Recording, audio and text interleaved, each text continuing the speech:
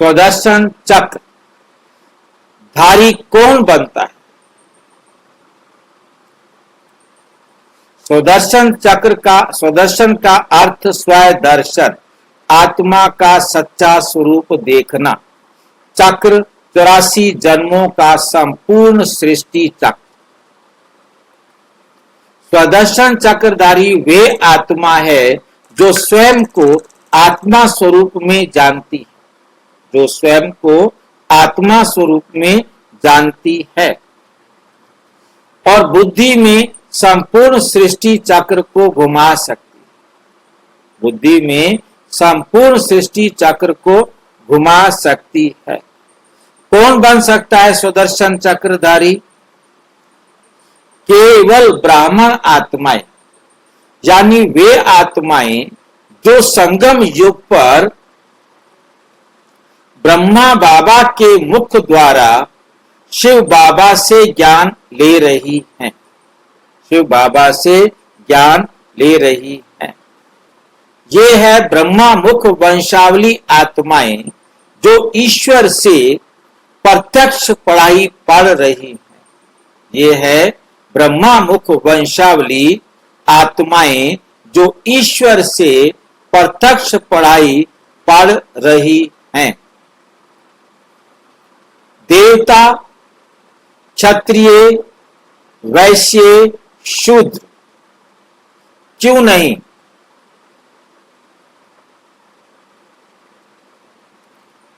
क्योंकि वे तो पुराने जन्मों की आत्माएं हैं, वे तो पुराने जन्मों की आत्माएं हैं। ये बात समझ में आ रही है? और जो सतयुग, त्रेता, द्वापुर या कलयुग में हैं, उन्हें सृष्टि चक्र का ज्ञान नहीं होता, उन्हें सृष्टि चक्र का ज्ञान नहीं होता क्योंकि वे पुराने जन्म की आत्माएं हैं। ये बात समझ में आ रही है? वो स्वयं को आत्मा नहीं देह, वे स्वयं को आत्मा नहीं देह मानते हैं। ठीक है ये बात? नहीं ना, तो बताओ ना क्या गलत हो गया?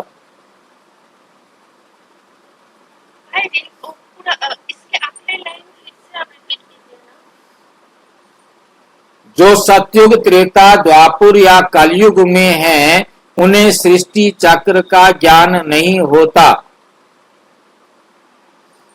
वे स्वयं को आत्मा नहीं देह मानते हैं। ये भूल है। क्या भूल है इसमें?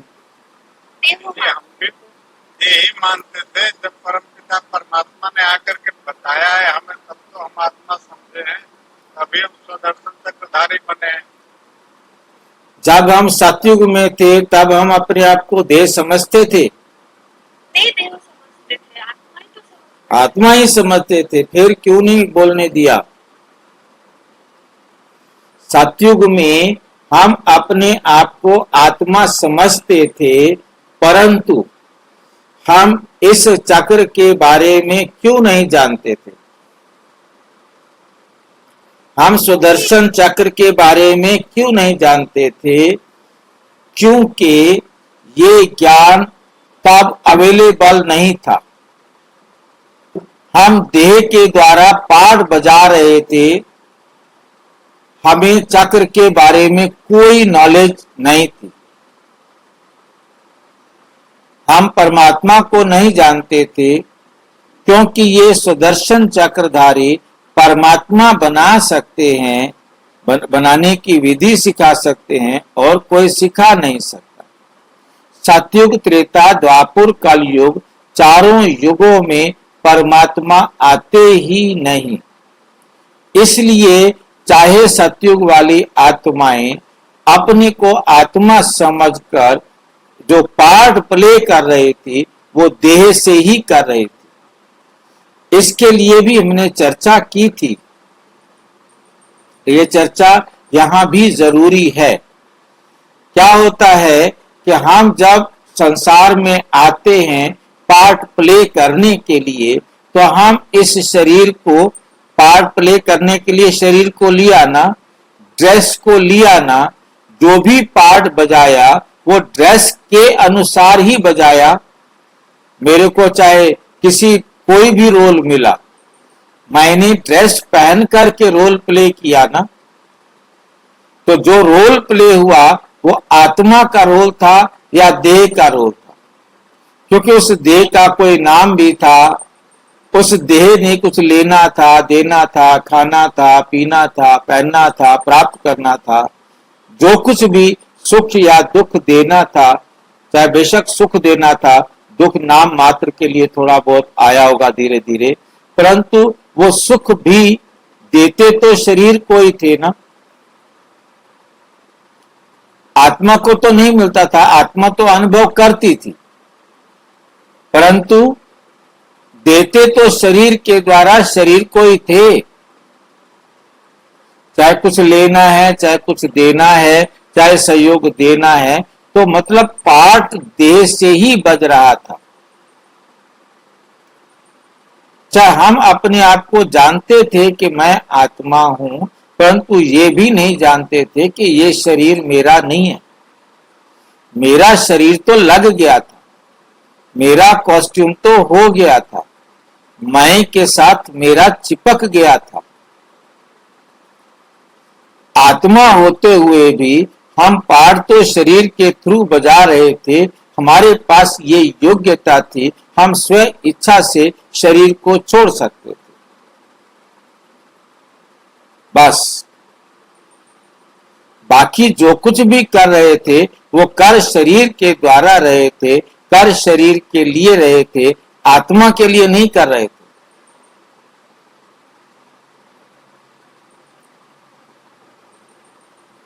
वहां जो कुछ भी हम कर रहे थे वो देह अर्थ कर रहे थे।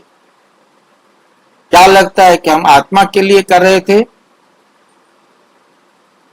आत्मा के लिए करते तो हमारी चढ़ती कला हो जाती। बहुत अच्छी तरह इस बात को समझना। आत्मा के लिए करते तो हमारी चढ़ती कला हो जाती। हमारी चढ़ती कला नहीं हुई, हमारी तो गिरती कला ही हुई। और गिरती कला का आधार है देह, ना कि आत्मा।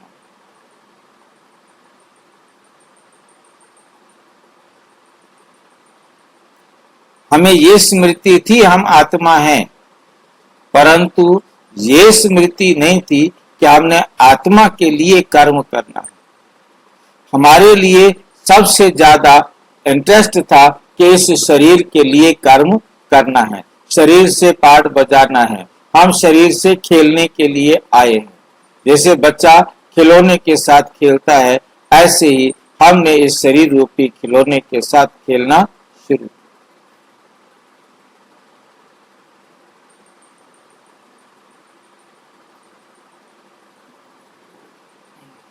डाउट है तो पूछो।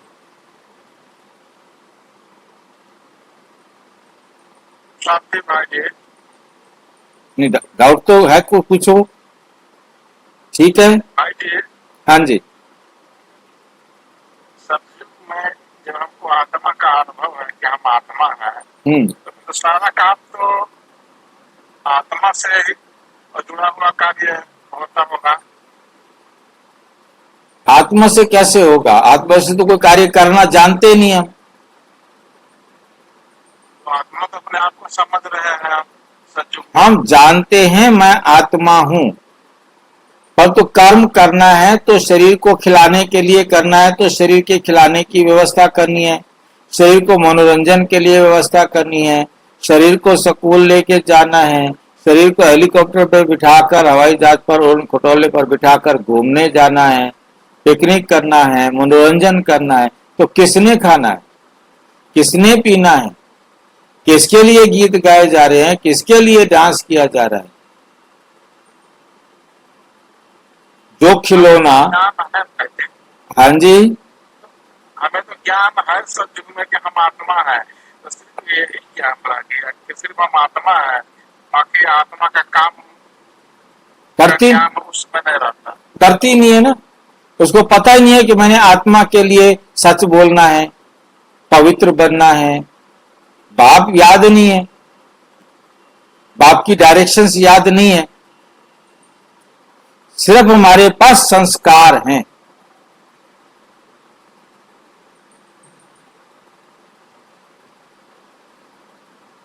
ठीक है क्या नहीं? ठीक है भाई। तो जब तक हम मंथन नहीं करेंगे, विचार सागर नहीं मतेंगे, तो हमें समझ में नहीं आएगा क्यों कोई बात आई। केवल संगम युग की ज्ञान प्राप्त ब्राह्मण आत्माएं ही स्वदर्शन चक्रधारी बनती हैं। मुरली के महावाक्य हैं, स्वदर्शन चक्रधारी वही बनते हैं जो स्वयं रूप और संपूर्ण सृष्टि चक्र की बुद्धि को बुद्धि में घुमा सकते हैं। ये ज्ञान कोई देवता को भी नहीं होता। ये विशेषता ब्राह्मणों की है। ये विशेषता किसकी है? ब्राह्मणों की है। निष्कर्ष, स्थिति स्वदर्शन चक्रधारी शारीरिक पूजा नहीं। स्थिति स्वदर्शन चक्रधारी और शारीरिक पूजा नहीं। देवताएं, देवात्माएं नहीं, शूद्र आत्माएं नहीं, ब्राह्मण आत्माएं हाँ। मतलब कौन इसको ले सकते हैं? ब्राह्मण आत्माएं। स्वदर्शन चक्रधारी कौन बन सकते हैं? ब्राह्मण आत्माएं संगम पर बनते हैं, बाकी चारों युग में नहीं बन सकते। अच्छा, ओम शांति। और विस्तार से जानने के लिए प्रजापिता ब्रह्मा कुमारी ईश्वरीय विश्वविद्यालय के किसी भी सेवा केंद्र पर संपर्क करें। और यदि कोई प्रश्न है तो 9213106986 पर केवल टेलीग्राम करें। 9650692270 पर केवल फोन करें, व्हाट्सएप नहीं। व्हाट्सएप करें, फोन नहीं। ओम शांति।